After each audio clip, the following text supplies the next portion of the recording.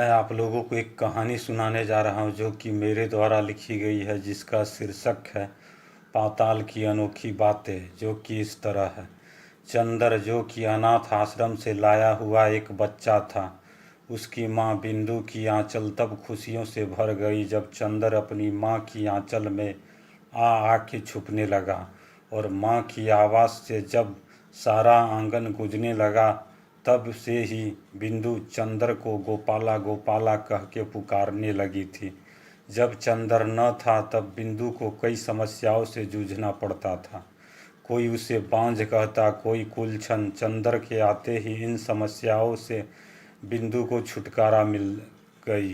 बांझ होने के कारण जो लोग उसके घर नहीं आते थे वो भी आने लगे।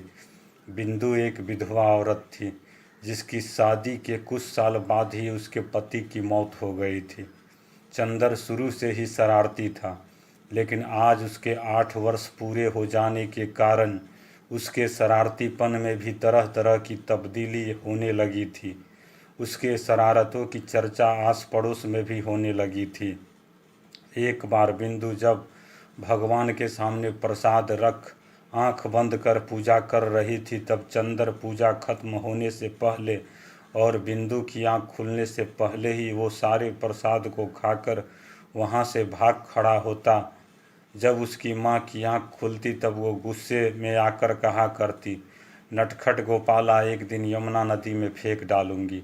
एक बार उसकी माँ बिंदु ने चंदर से बंद पिंजड़े में तोता को दाना देने को कही, तो चंदर तोते को खाना न देकर उसे उड़ा डालता है। तब उसकी माँ ऐसी हरकत देखकर फिर कह डालती, नटखट गोपाला, एक दिन तुम्हें यमुना नदी में फेंक डालूंगी। एक बार जब बिंदु घर पर नहीं थी तब भिखारिन के द्वारा कुछ रुपए मांगने पर चंदर वो चुपके में जमा सारे पैसे दे डाला जो उसकी माँ ने बहुत समय से जमा कर रखी थी। जब उसकी माँ को इस बात का पता चलता है तो गुस्से भरे शब्दों में फिर से कह डालती है, नटखट गोपाला, एक दिन तुम्हें यमुना नदी में फेंक डालूंगी।